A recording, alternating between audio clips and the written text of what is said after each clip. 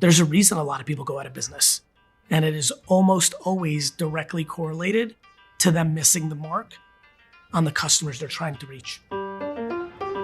Most companies, big or small, are really struggling in assumptions or yesterday tactics to reach customers.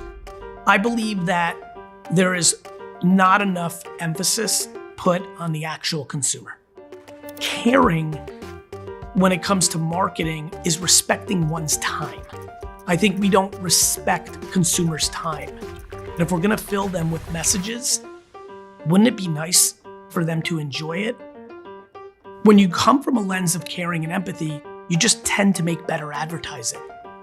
You tend to make better advertising.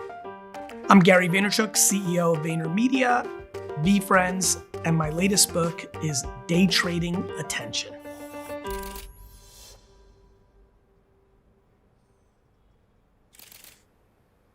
I view myself as an entrepreneur. I grew up in my dad's liquor store and innovated by having one of the first e-commerce websites. I was an early investor in Facebook, Twitter, and Tumblr, and in more recent years have been an author and a speaker, but also running a 2,000 person plus global advertising agency. And at the end of the day, I could not explain to all of you watching or listening more how many marketing ideas literally spend no time on, will the person on the other side like this?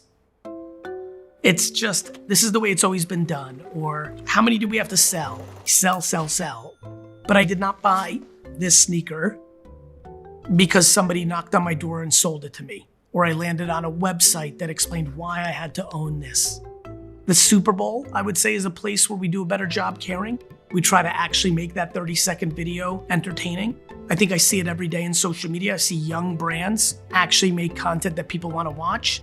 When your lens is caring and empathy to connect with the consumer, you're actually thinking about them. Will the person on the other side like this? For me, that's the $1 million question. So, do you have strategies for how to connect with your audience? I would say my number one strategy is something I've done my whole life, which is before I start talking, I listen. Literally, your biggest advantage is time. Don't buy into an antiquated process. You're entering the greatest 5-year window of your life. And obviously it seems like I'm always talking, but almost everything that comes out of my mouth has been predicated on me doing a lot of hours of listening. Social media's greatest power is the ability to see what people are thinking. We are living in the golden era of consumer insights because of social media. And I think the best businesses in the world are fixing something that everyone's complaining about but hasn't been fixed yet. Here's a good example. Drive-through fast food. People value time. And obviously someone eventually said, you know what? Instead of making them park and walk in and wait in line and get their burger and fries, why don't we just let them drive through? That was a very strong innovation, a good idea. This is one big game of listening. Historically, this is what you do through focus groups. This is what you now can do through social listening at scale. The question is, what do you then do about it?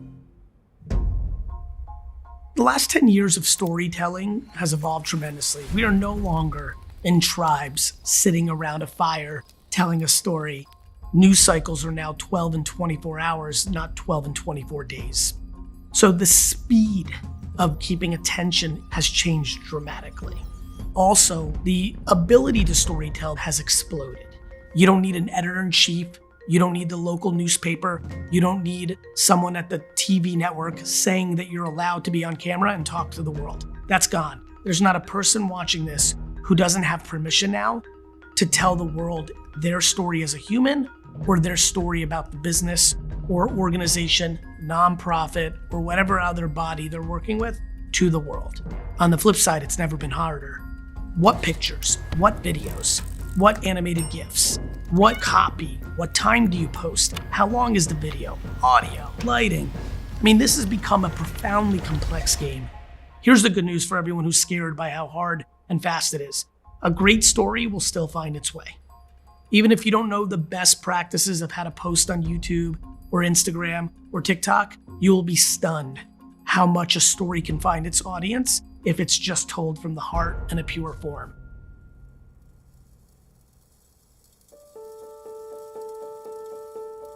When I talk about patience, it drives ambitious people crazy. I have a lot of high energy, in your face, loud, New Jersey style. And when I throw out patience, they're like, wait a minute, you're going off cue. Like, this doesn't sound like you, Gary. And I'm like, that's because you don't realize that patience is not complacency.